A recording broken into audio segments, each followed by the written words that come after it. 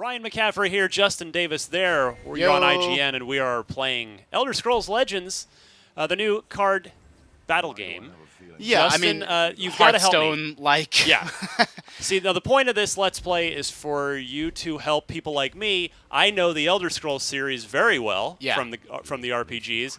I don't know anything about card games. Yep. So what do I need to know about what the hell I'm seeing on screen here in order to have fun with this? Well, what we're playing right now, this is the closed beta that I think will eventually turn into an open beta that everyone can sort of get their hands on. But right now, it's sort of a more limited group of people. And this is the very first match in the campaign or in the tutorial, so it's sort of going over the basics here. It looks like, power here, health here, fairly rudimentary stuff if someone's played, Hearthstone or played a game like Magic the Gathering or really any of these card games. They all have sort of their own unique flavor and their own unique twist on things. But some things are sort of very similar. Your cards are on the bottom, and you're attacking whatever the cards on top are, correct? Yeah, and it's clear as day, and I said the same thing when I saw this game at E3, that it's taking a lot of inspiration from Hearthstone specifically. So if you've played that, you're going to be in good shape on this game. Yeah, it's doing that in things like... so I'm getting a card here that can give someone +4 attack and +1 health, so... That's pretty good. Yeah, if we buff up him right here, he'll be able to take out this guy. Boom, gone. And so the way that the cards smash into one another and sort of that visceral feel to it is, that's something that was not really a part of the card games genre before Hearthstone very much. And it looks like since this is the first, tutorial battle, they're not really getting into the mana or the casting cost too much. You can see it down here in the corner. That's another thing that's similar to Hearthstone.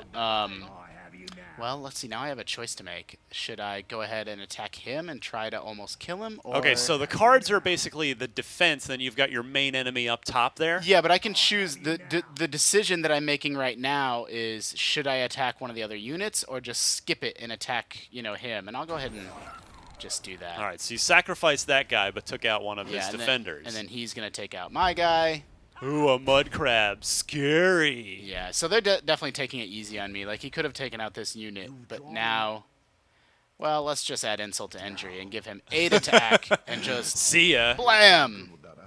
Well, that worked. So what I was starting to say is this game gives you 1 new mana every turn. So first turn you have 1 mana, second turn you have 2, and then that allows the game to sort of ramp up nice and slowly and steadily, where by turn 4, 5, or 6 you can cast your big, powerful beasts.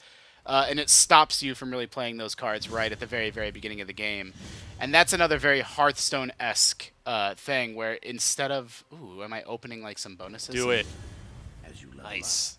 You'll be able to upgrade the starter cards. So, is it fair to say that I'm going to make a comparison that's from a personal example? Sure. So, I don't really play strategy games, but I love Halo. Yep. Halo Wars, I was able to get into fairly easily because the familiarity with all the units in Halo made the transition fairly easy for me. I'll give you another example. Sure. The South Park...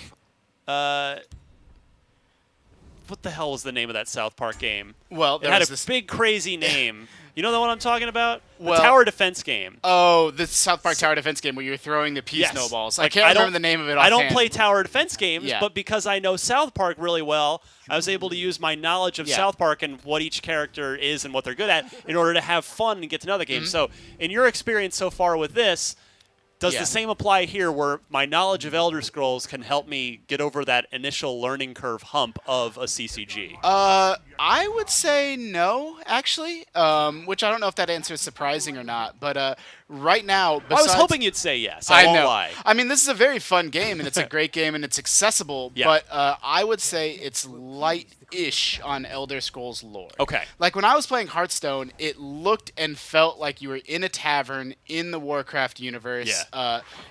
Everything from the announcer to, the different barks that the cards would make, all of it looked and felt just like just like Warcraft. Whereas the lore here, and it's a little bit more. It feels a little bit more like kind of generic fantasy. Right. And there are some exceptions. Like I got the. There's a card that's the Wabajok, which is the staff that's in a lot of the Elder Scrolls games.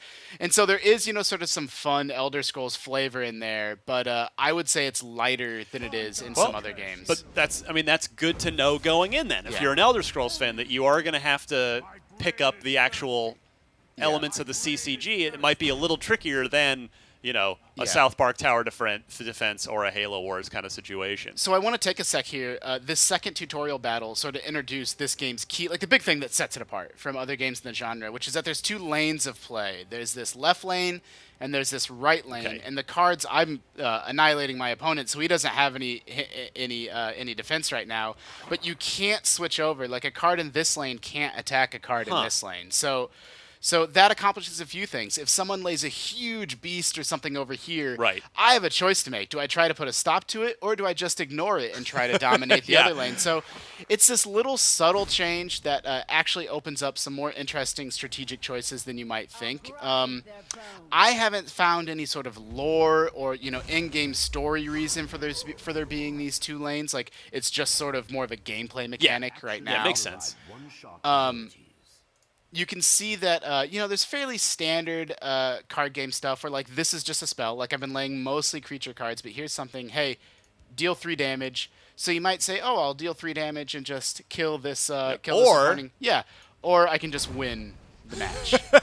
You can see, like, other fairly standard digital card game stuff where there's a record of the last few actions or last few turns. If you want to review what happened, if you forgot or if things move too fast, there's some other sort of metadata down at the bottom as well. And I think if we go through one more tutorial battle, we can talk a little bit more about what these 2 lanes. Like, if there's one thing people take away from Elder Scrolls Online, it's this 2-lane system is what sets it apart from other games. From Elder Scrolls Legends. Excuse me, I misspoke. If there's one thing that separates it from Magic the Gathering or Hearthstone. Yes. All right, let's move on. Because I currently don't know this genre at all, but the Elder Scrolls element would interest me. Yeah, I mean, it's funny that we're coming at it from such different directions, where I've been playing Magic the Gathering for 20 years, and Hearthstone and Ascension and, sort of other flavors of card games like Dominion, and you're coming at it from the direction of someone that's, really new to card games. So, yes, I'll be curious to see what you think, when you download this game and get a chance to try it out for yourself. Indeed. One of the things we don't really know too much about will be, this game is free to play, and exactly how, like, really with these free to play games, the devil's in the details, whether it feels good or doesn't feel good, based off what you get out of the game for free, or whether you feel like paying players have a huge advantage over you. And, we're just going to have to wait and see how that goes. Yeah, that might be what the beta's for all we know. Yeah, sort of balancing some of that. I mean, we did notice after every match we were unlocking a few cards and sort of giving us enough to sort of work with and build a basic deck. Yeah. So we're seeing a little bit more about this 2-lane system now. Yes. Where it's just interesting. Like, I've never played a card game quite like this. Here's a card, when I summon it, it deals 1 damage. So it's like I could summon it in this lane and then just take this thing out. Take him out, yeah. Now, if you didn't, though, the AI could attack on the left lane and just hurt and take 1 hit point off of your main self, right? Well, he's got this Vile Imp has 2 attack and 2 health. Yeah. So the AI would have the choice of dealing 2 damage to my face, or the choice of taking out this enemy unit. Okay. And so, so I do have a couple interesting choices here. I could also summon this, which gives him 2 more health, and that would keep him alive for a turn. But I don't actually necessarily I'm always an offensively minded guy myself when it comes to these. I feel the exact same way.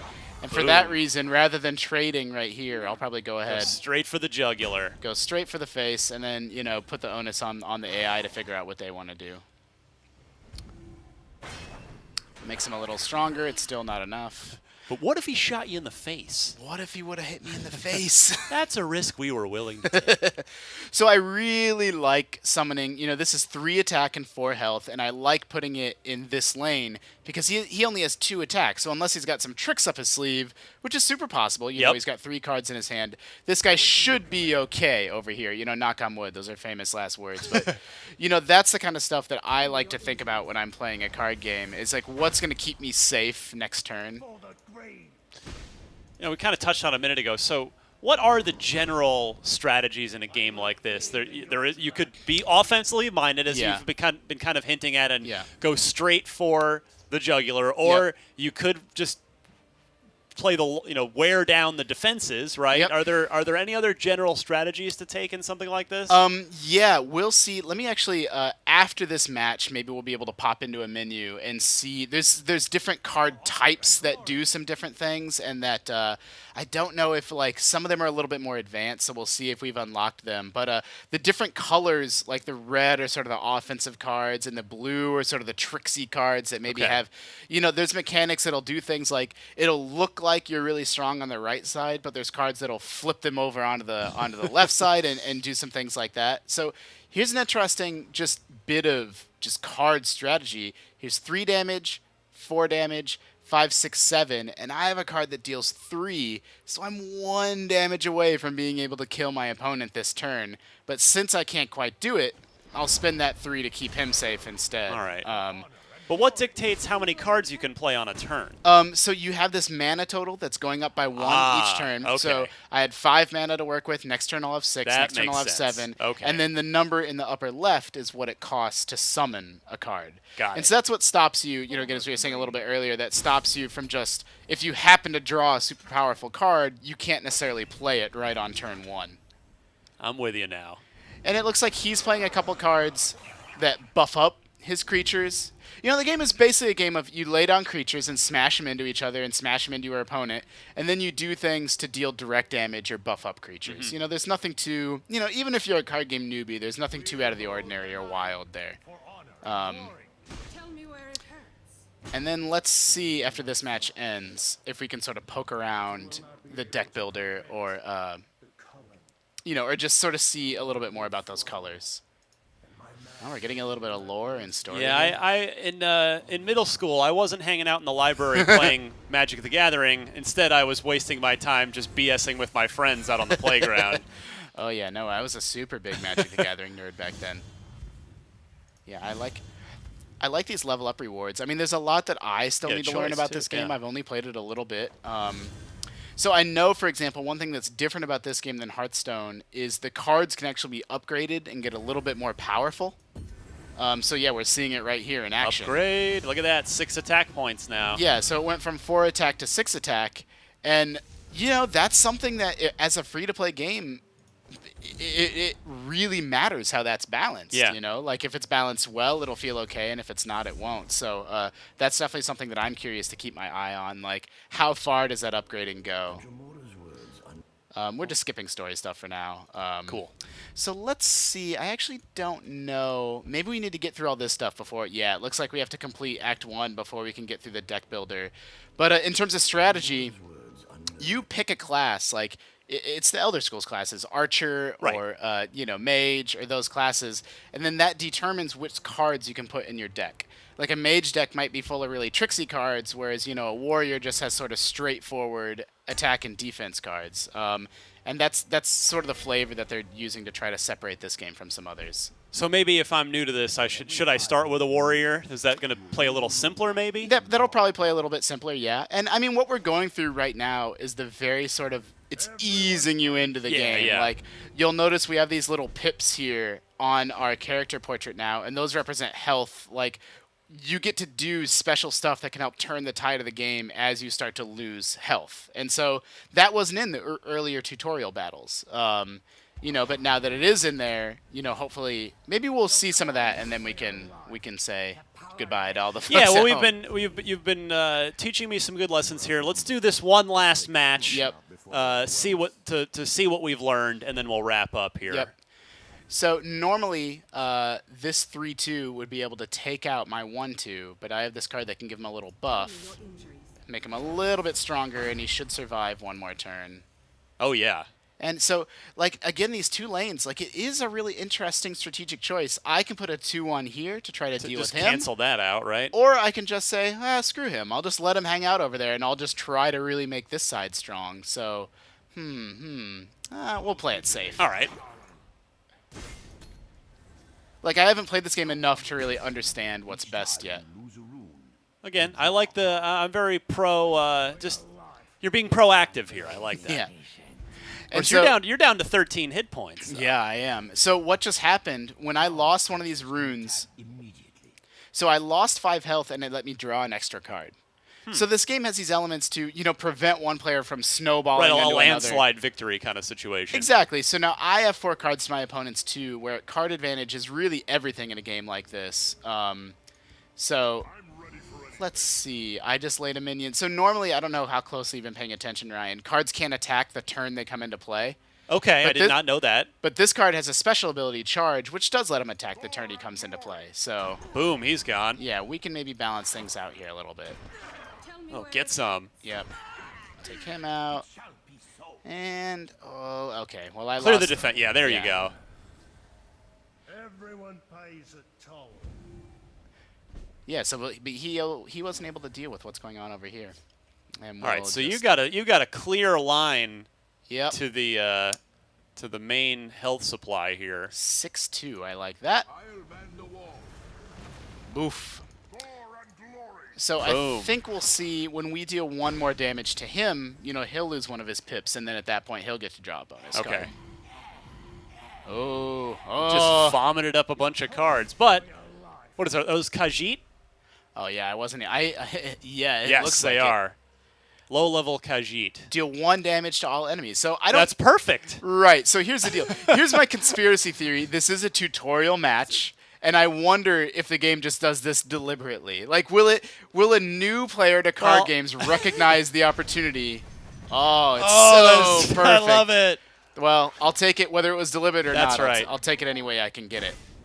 A tutorial should make you feel good and want to keep playing the game after all. It shouldn't beat you to death. Yeah. And scare you away. I like that comeback mechanic. I like drawing cards as you take damage. I just think it's good. I mean, is that highlighting an element, though? Are there scenarios where you can be in really good shape, sitting pretty, but then your opponent draws a single card that can turn the tide for them? Sure, yeah. I think I think the 2 lanes minimizes that in this instance. In a game like Hearthstone, if an opponent lays a gigantic creature, like, you got to deal with it. It just dominates the board. You don't have any choice. But now that creature can only dominate half the board, and you can keep someone safe on the other side of the board and have a little bit more strategic flexibility there. Well, fantastic. Justin Davis, thank you so much. I learned a lot as an Elder Scrolls RPG fan, learning something about Elder Scrolls Legends, the card game. Hopefully you guys found this useful as well as you jump into this free-to-play game heading for beta. For much more on everything in the world of Elder Scrolls, whether it's the card game, the RPG, etc., keep it tuned right here to IGN.